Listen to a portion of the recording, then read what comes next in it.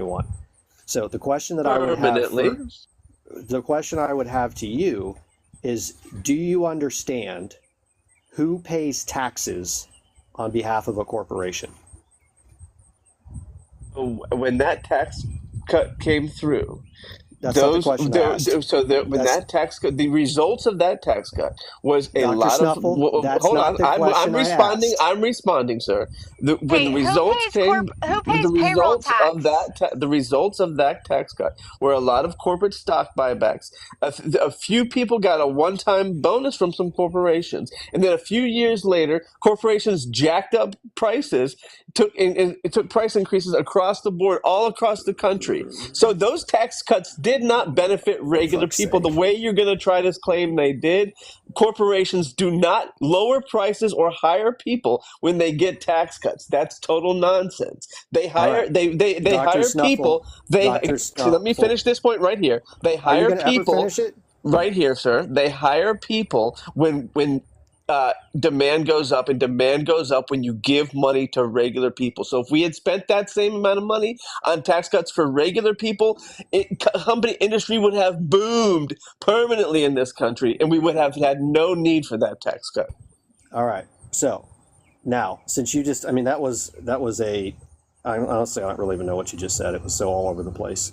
Can you answer the question that I Oh, asked you? complex ideas are tough No, no, it for wasn't Trumpers. complex. I get it. I know It was complex ideas mindless is what it was. are tough for Trumpers, but you go ahead, buddy. All right, Dr. Snuffle, who pays corporate taxes? Answer the question. How does a corporation pay their taxes? Here's what I'd like you to do. I'd like you to present your ideas, and I'll respond to your ideas. I'm not going to do your silly little questions where you try to like frame things. Just present your ideas. If your So you ideas don't have know who merit, if pays your corporate ideas have taxes? merit, present your ideas, and I'll respond to that. Can we do it that way? I mean, if that's your way of acknowledging that you don't know the answer to the question, that's fine. We can go that route. So No, I corporate don't do taxes, the silly back and forth. That's my way of yeah, telling that's you that. And all if your you've been ideas have doing. merit, you can present them, and then I'll respond to the ideas you present. That's what I'm telling you. So don't reframe what I just Do you told you. do you understand that corporations don't actually pay taxes? Do you get that concept? Corporations don't pay taxes. People pay taxes for corporations. The tax that a company pays. So stupid. So, do you think that companies just have like this giant pot of money sitting around that they just draw from to pay taxes? I mean, you realize, have you ever built a price structure for a product that you've developed? Because the taxes that a company pays on their revenue comes directly from the price of the product that you're paying Okay, I for. get it. So when a company gets a huge tax cut, then prices will go down, right? No, that's not what I'm saying. Right, right. It's bullshit. Quit selling bullshit to the people in the comments. It's bullshit. When corporations get giant tax cuts, they don't lower their prices to Because benefit that's regular not where the people. tax cut That's fucking goes. nonsense. Go Okay, you're ahead. going to have to shut up for a second. I'm not done. There's there's three areas that corporate tax cuts are paid. The first one is in the price of a product. Every time you raise the tax liability on a company, they're going to do it. They're going to take that additional revenue out of three things. They're going to take it out of the price of the product.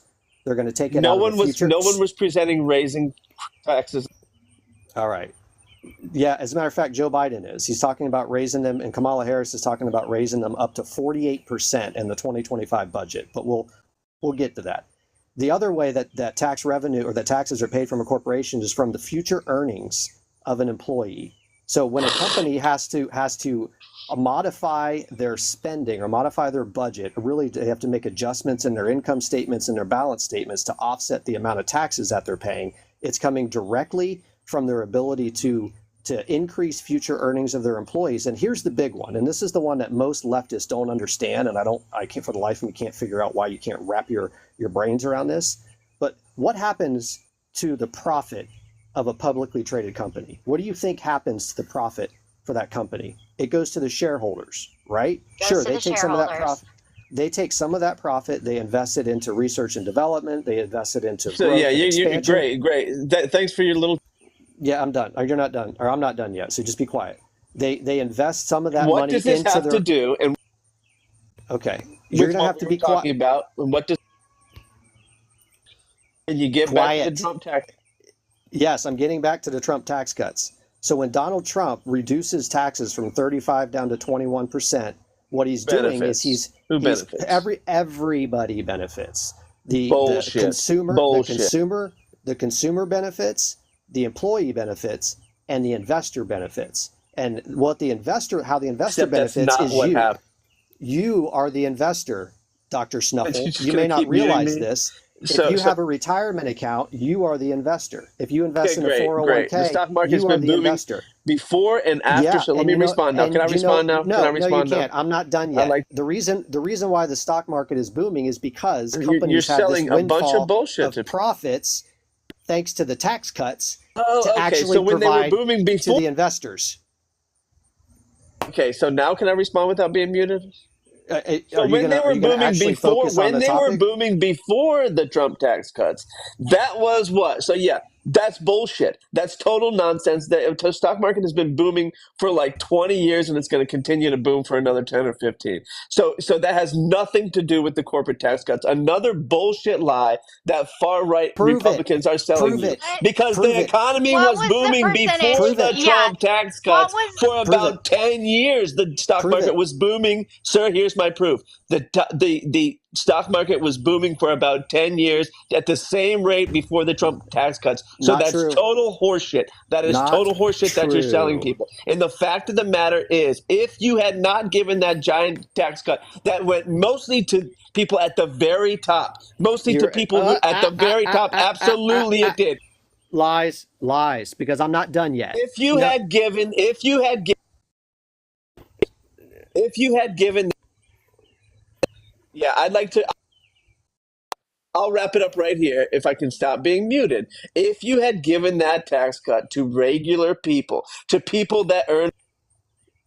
oh, I'm going to show you how you give it to regular people because Donald Trump's tax cuts did one very important thing. It adjusted the tax bracket. So if you want to get a pen and paper out, you can do it and you can listen to this. So here's the changes that he made to the tax bracket.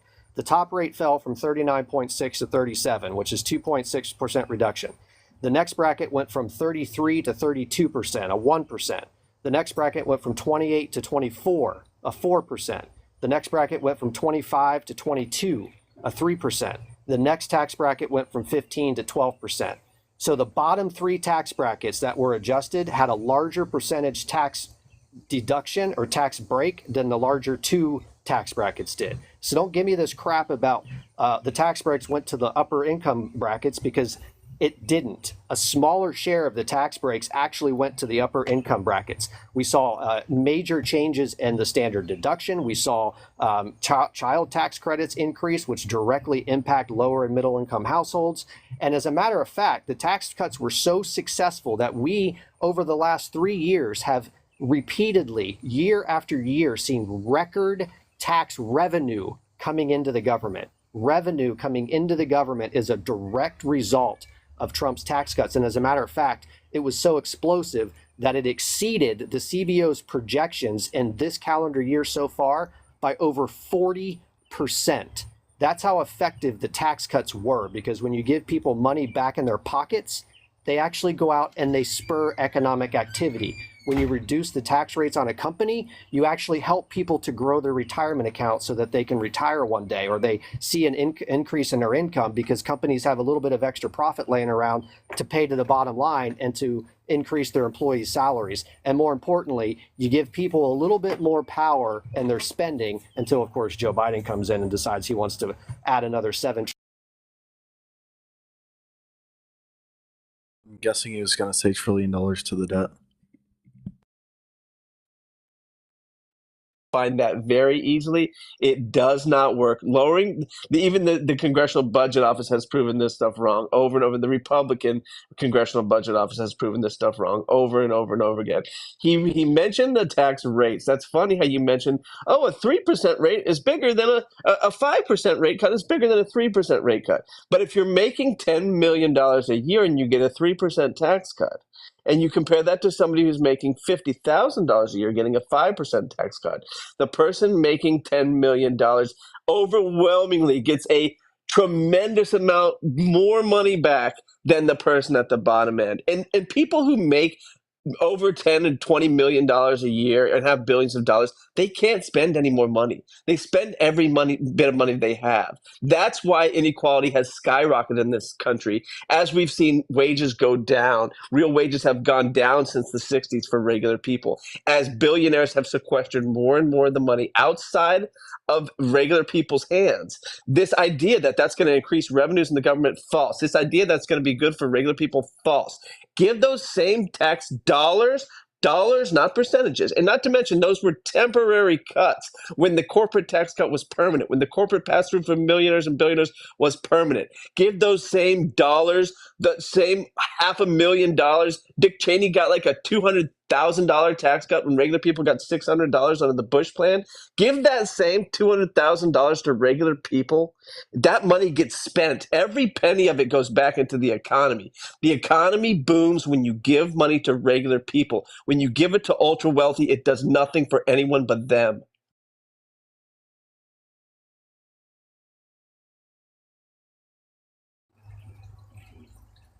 Except nothing that you said is backed up by a single fact. So I'm going to go through real quick a CBO prediction versus actual of tax revenues that came into the federal government. And it's pretty clear that Trump's tax cuts were not only successful, but they were a boon for the economy.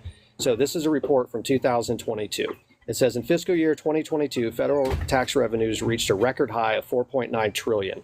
And this was 48% higher than when the tax cuts were passed, and 884 billion higher than the CBO's projections for 2022. Now, you can't make a substantial case. You cannot make a case that tax revenues do not boom into the federal government when you cut taxes. That's been established for as long as the day is. It happens every time. Now, if you want to make the case that low and middle income households should be given cash, I mean, that's a case you can make. I think it's dumb because I think it's pretty clear what happens when you do it. But somebody who makes $10 million a year, of course, they're going to see a larger share of cash back from that tax cuts because they make more money. So we don't look at taxes in terms of real dollars. We look at it in terms of nominal rates. And when you cut somebody's taxes by 4% or 3%, it has an impact on their bottom line. It doesn't matter what income bracket you're in. And I'll also say that, what is it? I think over 50% of the taxes paid into the federal government right now are coming from the top 1% of income earners. I think 70% or more coming into the federal government comes from the top 10% of income earners. So if you're going to give a tax cut to somebody and real cash flowing into their pockets, doesn't it make sense to give it back to the people who actually paid the taxes in the first place? Now, what you're talking about is income redistribution. That's a very different argument than taxation.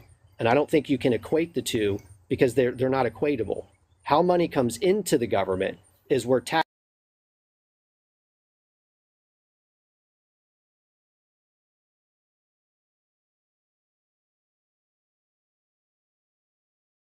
Yeah, what I'm talking about is income redistribution. Unfortunately, not in the way that you're talking about it.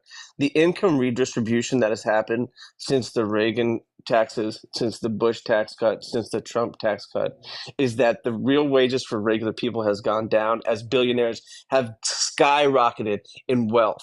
Maybe you're unfamiliar with this redistribution of wealth that this tax policy has occurred in this country, but it has shifted the tax burden from ultra wealthy people to regular people, to people that make less than $100,000 a year. And yes, tax receipts go up, but as a percentage, if you take into account inflation, that's not what these tax cuts do. They do not ever raise revenues the way that some Republicans claim they will. That is just a complete lie.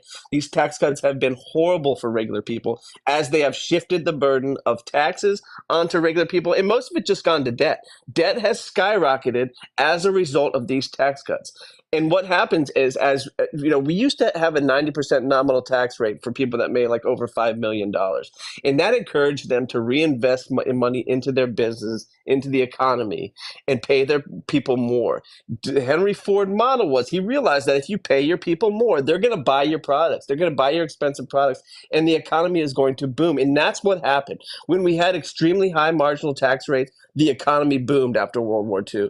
And the middle class took off. We had the largest growth of the middle class ever in this country when we had the highest marginal tax rates. That should tell you something. When we lower all these tax rates on the ultra wealthy, and it's only on their income way far and above what regular people make, when we lowered those tax rates on all that wealth, this is what happens. What's happening right now is extreme wealth inequality, is sequestering of billions in fewer and fewer hands. Regular people do way worse. This is what's happened.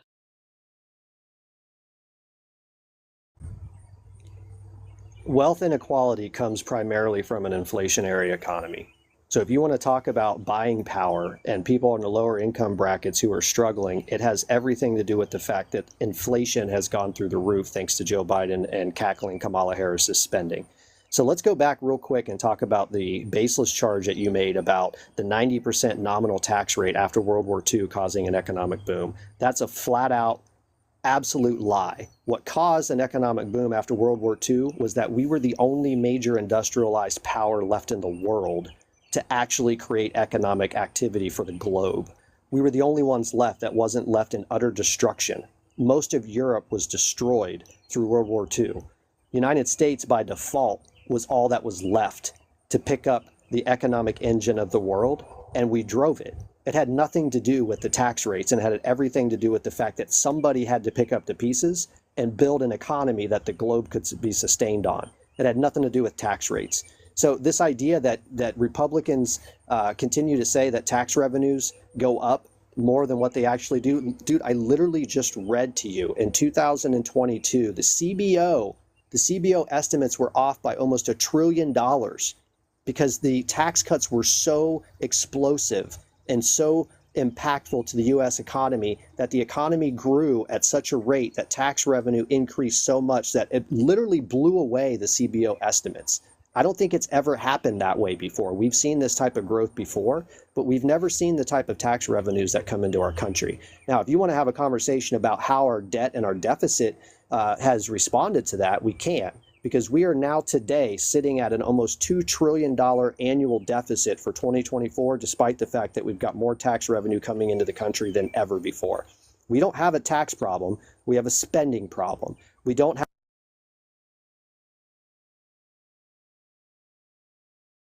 Yeah, the tax cuts are not what caused the economic boom. That's just idiotic. And what I said there, I should have been more clear, is that the middle class boom, the boom of the middle class happened because we paid people well, because we took care of our workers, because unions were strong and they were able to bargain against the people with now all the power and all the money, all the corporate power. This is what's happened to our country, is that as wealth inequality increases and corporate power goes out of control, they take over the government. Our government is corporate controlled by design of these far right people in the courts, and by design of this type of tax policy, which benefits the ultra wealthy at the expense of regular people.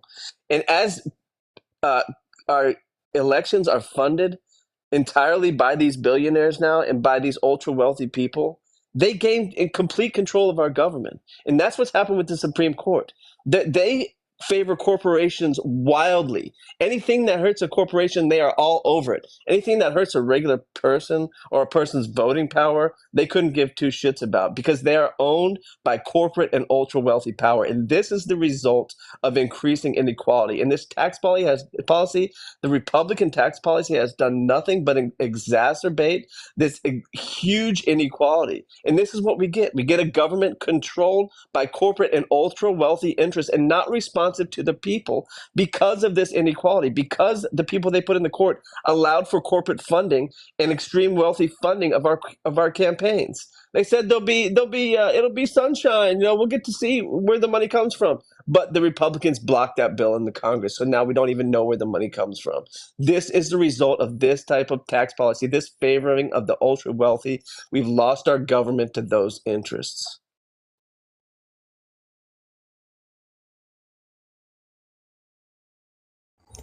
All right, well, now that you've just had to listen to 60 to 90 seconds of nothing but propaganda, because you'll notice that he doesn't provide a single fact for anything that he says, so I'm going to do it for him. So following the Trump tax cuts, real median household incomes rose by $5,000.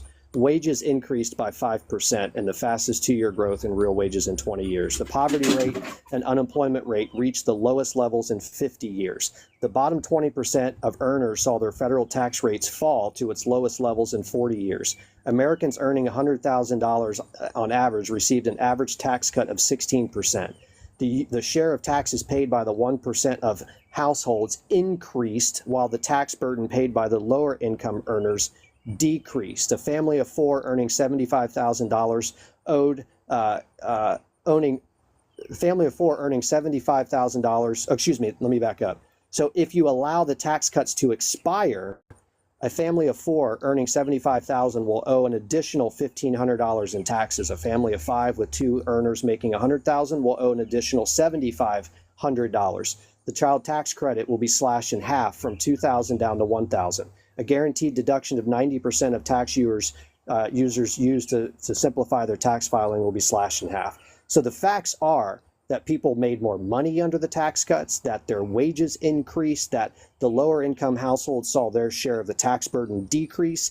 Everything that Republicans say will happen when you cut taxes happened. And all you do is come up here and spew Marxist rhetoric. You haven't given a single statistic to back up your propaganda. And I think that's one of the reasons why Marxism is failing in this country, because honestly, we're all getting sick and tired of hearing flowery propaganda when it's not supported by evidence.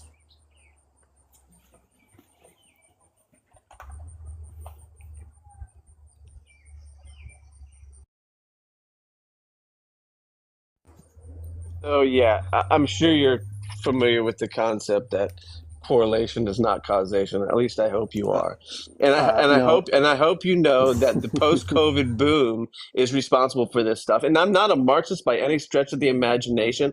I just advocate for common sense tax policy. In the tax policy that I advocate, I'm not saying you should get rid of the change in the tax rates for regular people. I'm not saying that you should get rid of the Democrats already tried to extend the child tax credits, and the Republicans blocked it. So yes, there are many easy ways to keep the good things out of this tax policy and get rid of the bad things, and to try to fix the bad things. One of those was raising the corporate minimum tax, setting for the first ever corporate minimum tax at 15%, so that corporations who had a giant tax cut would still have to pay some taxes. That's a Democratic common sense policy where you're not allowing the people that are doing the best in the country to pay little or no taxes at all. So yes, there are many ways to go about this, and I'm not saying that we have to get rid of entirely of some of the good things in this policy, but the policy as a whole is not the cause of all the good things in the economy, because we have historical record here that we can refer to All right, as what Snuff. has happened Let somebody else talk. as what That's is enough. as what has happened as a result of these Republican tax cuts over the years.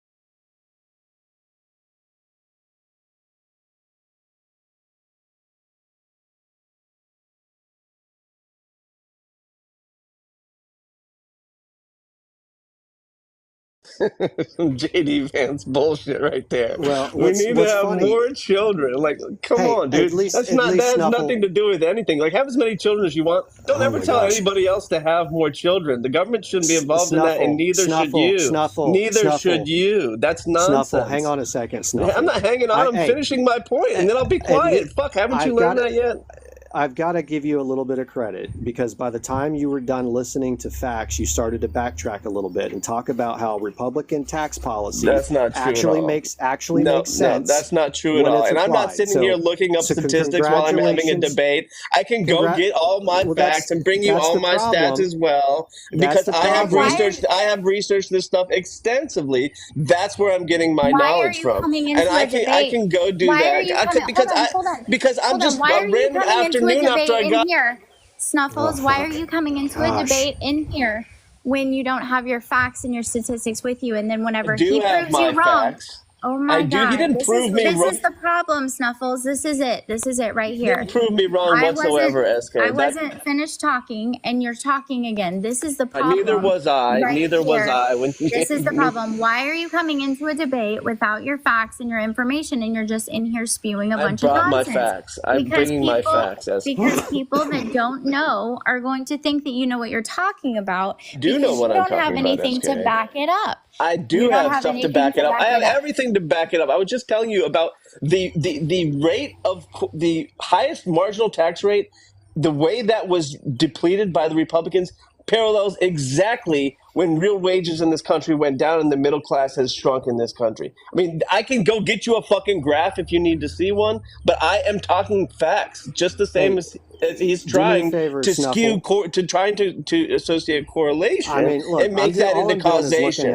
He's trying to take correlation and make that causation when we all know that there are countless factors that affect the economy, especially coming out post-COVID. We know that there was a boom post-COVID and that every company was doing phenomenal, and we are just now starting to see a little bit of a fallback from that. So for you to claim that the tax cut is responsible for what is really the post-COVID boom is ridiculous and absurd, and people will believe that because they don't know any better, because they don't know the difference between correlation and causation. And I'm telling them, yes, you can say that things went up after this happened. That is not causation. That is not how that works. And we have a history where we can go back and look at how these tax cuts have affected the economy over the medium and long term over and over again. And they do not raise revenue, and they do not help regular people at all, because we have done these. That's all we have done.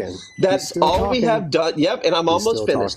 I'm almost finished. If you let me land my plane, that's all we have done since Reagan. Is about out of gas, all we have done since Reagan is systematically lower taxes on ultra wealthy people, and the middle class has been. This is why. Gosh, that was a lot. That was a lot. Why? You know what's really interesting exercise? I'm fine with Snuffles as a person. Like, I don't mind Snuffles at all. But in debates, it's exhausting. It's absolutely exhausting. The people with all the power have gotten their way with. Oh my gosh! All right, we're gonna have to boot this guy. Regular people have been. You have magic, Patriot Dad. Well, what's interesting is the people who talk about basically the deterioration of the middle class since they lowered the upper tax brackets for high income earners. They, for whatever reason, refuse to overlay the impact of inflation due to the Federal Reserve on the economy. So it is. Let me ask you a question. Accurate. Let me ask you a question. It is so absolutely have you? Accurate. Are you familiar? Let me ask. Shush. Shush. Are you familiar with the increase? We're done. That's enough. That was not fun at all. I mean, I enjoyed like the back and forth, but just having someone just yell and scream at you the whole time. As soon as I saw he was in there, and I knew you hadn't ever been in a room with him before, I was like, oh, this is gonna be fun for you. I said, enjoy. That's what I was telling you. I was trying to tell you. Well, folks, that's what Marxism sounds like right there. That's exactly what it sounds like in modern modern economy. The wealthy, and they already make $10 million a year. Why if you can tax them more? They should be able. They can't spend that money. He has no idea. Here's the problem. Where does charity come from? Money isn't. Go ahead. The approach.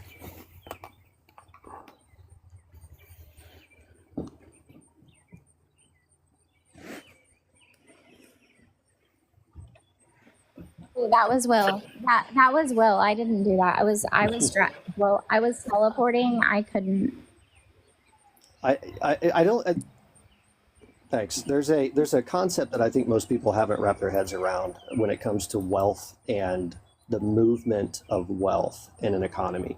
What was interesting is when we had a 90% tax rate, and I can't remember the exact number, but there were studies done on this, and what they found was that because wealthy people will always move their money into what I call the path of least resistance. It's almost like you can think of wealth almost like a flowing river of water, right?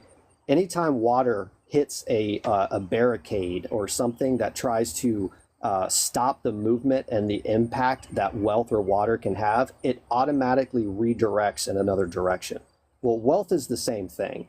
If you set up barriers in an economy that don't allow people to deploy their wealth in a way that's going to generate more revenue and it's going to generate more economic activity. And when you do that, you're basically trying to siphon wealth out of the economy. What happens is that wealth will find another path of least resistance. It will go to another industry, it'll go to another market, it'll go to another country.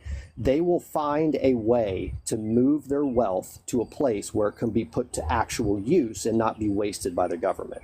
So there were studies done on the impact of a 90% tax rate, and what they found is that the wealthy actually only paid a nominal rate of less than 10%, because they know how to take advantage of the tax code. They know how to take advantage of the loopholes. They know how to identify opportunities where their money can actually create more value for them. There's a balance in the tax system that says that if you keep tax rates at a certain point, the wealthy will keep their wealth in that tax system because they understand that we need money to provide roads and bridges and social services and that stuff. But if you crank it up to a high enough level, they're going to take that wealth and they're going to move it somewhere else. So the balance is what we should be looking for. And what it looks like to me is about 25% or so is that balance in the corporate world.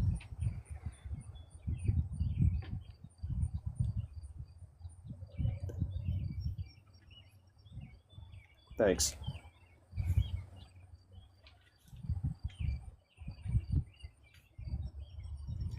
Well, the problem is I wouldn't have been able to get that out in that conversation, and because he just would have interrupted the whole time. But people have to understand how wealth operates in this economy, and it operates differently in a free market economy than it does in a command and control economy.